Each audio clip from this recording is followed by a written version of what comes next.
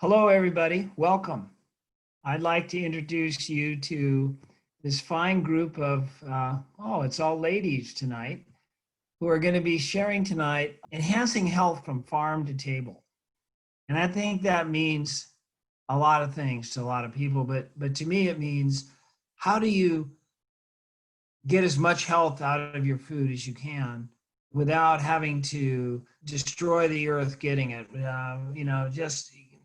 make a mess of things. And the way we can do that, make it a lot better, is going farm to table. Now, not everybody has a farm. Not everybody has a farm share. Not everybody is a farm. But one of the key things that we have are tower gardens. And tower gardens are aeroponically growing method for food. Let me tell you a little bit about my farm to table experience and about reducing the carbon footprint, or you might say food print. So if you think about it, if we're all lucky enough to live in California and in Humboldt County, where there's lots of food, but if you're in New York and it's wintertime or it's not a good time, how do you get your lettuce? How do you get your greens? Well, they're grown in the Salinas Valley in California.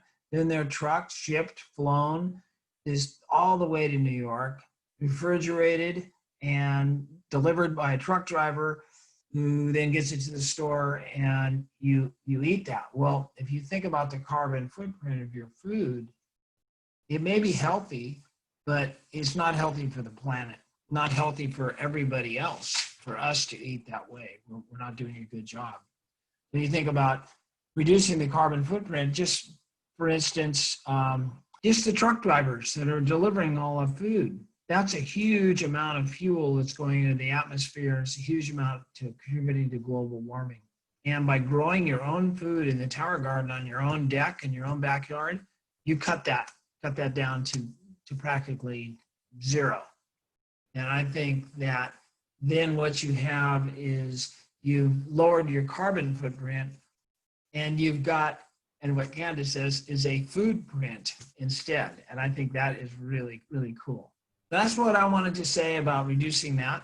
And I want to now introduce Heidi and Janet and Candice. And I will go to Janet first. And Janet, you're going to tell us a little bit about your story, which I didn't really talk about my story, but for the sake of time, I'll just let you know I have tower gardens, and I've got lots of food on my tower gardens. But now I'd like to have Janet share her story and talk a little bit about the convenience of the storage and less waste. Take it away, Janet. So I was going to talk a little bit tonight about food waste and how much Americans waste in food, and how if we are really truly eating from farm to garden to table, we have less waste. So does anybody know how much food Americans really do waste? 40% of the national food supply never makes it to the table. So there's so much of it wasted. So if we look in our refrigerators, and maybe not us because we're smarter than that, but if a lot of Americans look in their refrigerator, there is so much waste. Wilted produce, moldy fruits and vegetables. But if we are harvesting from our own gardens, whether it be growing in the dirt, tower gardens, your greenhouse, and then we just go right out our back door. It's like having a farmer's market right at hand for us. We can just walk out our back doors, go to that tower, go to our garden beds, go to our greenhouses, and bring in what we need for that meal. And then we're not going to have all of that waste. We're going to fill up a lot of room and storage in our refrigerators too, except for I know when we do our food prep, then a lot of us will be prepping in advance, but we're taking what we're going to use, we're preparing it into meals. It's come from our gardens, our garden tower, our greenhouses, and then into our homes, prepped or just from farm to table. And I think that is way cool. And for me, I hadn't gardened and farmed or grew anything in a long time until I was introduced to the Tower Garden by Heidi a few years ago. And so now we have our greenhouse. I have my Tower Garden going. We have planters on the back deck that we're using to grow food in. And it feels so good to not be wasting so much when it comes to food in our produce. So that's basically what I wanted to share, was how it makes a lot of difference when we are growing and harvesting what we need to eat for our meals or for food prepping. So I have a garden salad. I have green leaf lettuce, red leaf lettuce, tomatoes, carrots, cucumbers, green peppers, red peppers, and some dressing that I didn't make this time, but it's Annie's Goddess dressing, and it is to die for. That is really, really yummy. Okay. Thanks, Candice. Yeah. And then Tom, go ahead and why don't you share what you brought real quick before I go? Yeah, I'll share the screen. I took a picture of what I had prepared tonight from my tower garden, and it is a lot of Swiss chard I have right now. And so what I did was I sauteed mushrooms and zucchini, yellow zucchini squash, which you can't see, it's underneath this. And then I took the fresh chard, chopped it up, and put it on top of the sauteing in the mushroom broth that I was talking about, how good that is. And put the lid on it, let it just sit for a little bit, and then opened it up, stirred it, turned it off, and then put this over the top of a green salad, more greens from the tower garden. This is what I had brought for my dinner tonight. Wow, both of these meals look so amazing. So I'm Candice, and this is what I brought. I brought a salad, but I'm going to give you a little sneak peek and closer look at my salad. So this was the salad that I made, and most of it is from my garden and the tower garden, and a few things were from farmers market. So I started off with a little base of spinach. I have some Asian greens, some green cabbage, some radicchio, and then I topped it off with a bunch of flowers. So calendula and pansy and blue cornflowers. And then I topped it off with some homemade strawberry balsamic vinaigrette. And I've posted this recipe in our group too. And Laura, since you're not on Facebook, I will forward you this recipe because it is to die for. And Blaze will probably like it too. That's her grandson. This is something that I actually get Makai to eat. He will eat salads when I put this strawberry balsamic vinaigrette on it, and it's just so good. A great way to use your excess strawberries. So this was my salad that I brought today. And what I'd like to share about why I love the idea of farm to table is we get increased nutrition. So when we pick a plant, it actually starts to die and decay, right? As soon as you remove the plant from its growing medium, it's going to slowly start decaying. So if we want to maintain maximum vitality from our food, the sooner we eat it after harvesting, the better. So this idea of going to the grocery store and buying food that was harvested 2, maybe 3 weeks beforehand, right? You know, that plant is essentially decaying by the time you get it home and you're cooking it, right? It's already starting to break down and die. Its nutrients are starting to dissipate and evaporate over time, right? So for me, one of the key benefits to farm to table is that we have increased nutrition. We get to be in charge of when that food is picked. So we can allow it to ripen on the vine or fully mature in the ground or in the tower before it gets picked and harvested. And then we have all the other benefits that the other team members have mentioned, reducing carbon footprint and food, reducing food waste, right? Because we are harvesting it as we need it. And to me, this is so important. And there are so many studies now that actually have validated and shown that when food is picked at its peak ripeness, it has more nutrients in it than food when it's picked early.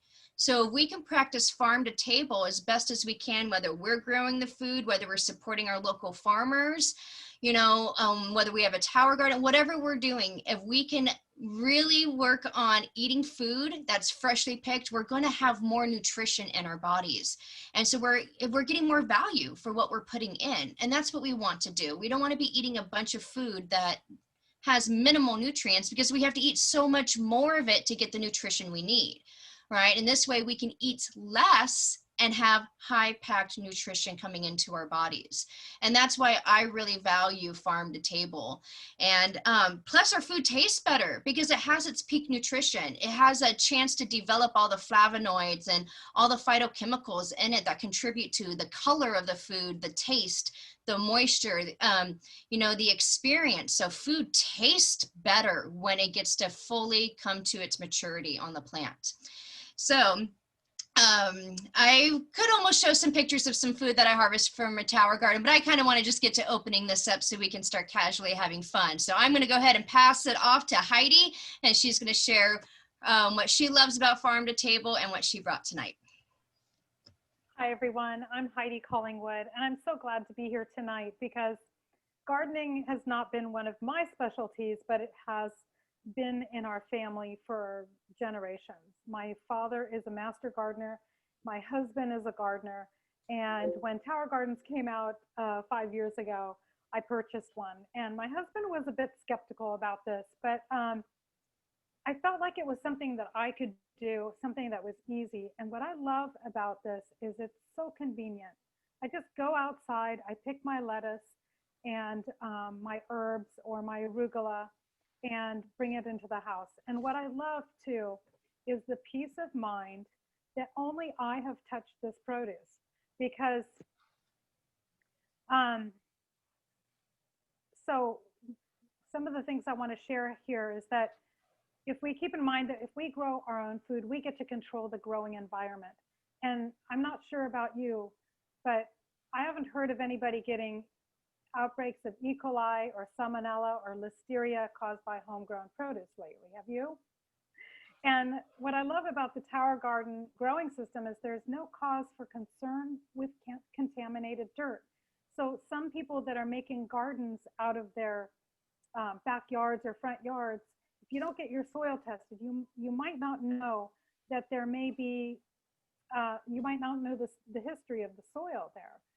It could have heavy metals, asbestos, petrochemicals, or other pollutants that, you know, you can get tested for. I looked into it. It costs about $140 to get your soil tested by I think the T Lab in Arcata, and there's another lab that I can put in our gardening page shortly.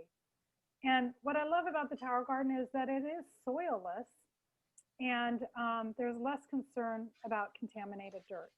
And I also love the peace of mind that only I have touched this produce that I have grown, and I'm the one harvesting it. And did you know that our produce gets handled between 7 and 11 times before it gets to our table, from the farm to the truck to the store, and people handling it, touching it, squeezing it? You know, it's just kind of disconcerting, especially with the COVID situation right now. So, and also, you also get to control the pesticide factor. You don't have to use pesticides with the tower garden, because there are many, many different types of produce like celery, strawberries, tomatoes, spinach, bell peppers, cucumbers, and various greens that are just loaded with pesticides. So that's one of the reasons I love my tower garden too, is because I know I'm not putting any pesticides, I'm not growing GMO, everything is organic, and I'm controlling my food. And it is more nutritious, like Candice said, and those are the two things that I'm drawn to. So I'm going to show here, I have a stuffed zucchini. Woo! It's a zucchini boat. So yummy. And it's got organic yellow peppers, zucchini, onions, and tomatoes from our garden, and some organic quinoa. And then I have some tomatoes here with some organic basil. and some balsamic vinegar and organic olive oil. And then for dessert, some strawberries. And these strawberries are growing in my tower garden. I have one tower garden that's just primarily strawberries. And then we have 2 beds. And the ones in the tower garden, oh my gosh, they disappear because they're so easy and convenient that my daughter goes out there and gobbles them up before I get to pick them. So now that I have shared what I have made and my why of why I love to grow my own food, I would also like to share our next upcoming event is a salad in a jar party. And the one after that, so every Thursday we have Zooms at 6:30. And then we have Get Prepared to Shred. And Shred is a wonderful program that most of us here do. It's clean eating for 10 days. And it's a great way to reboot your body and jumpstart to a healthier you. And the salad in a jar party is really fun too, because we're all bringing our ingredients and building our salads on Zoom. So it's a really fun party, and then shake up our jars with the music. So, and also from tonight, we are going to offer you a free PDF for a farm to table cookbook. So please feel free to reach out to the person that invited you to this event. And now we would like to open up for questions, sharing of our meals for anyone that didn't get a chance to do that.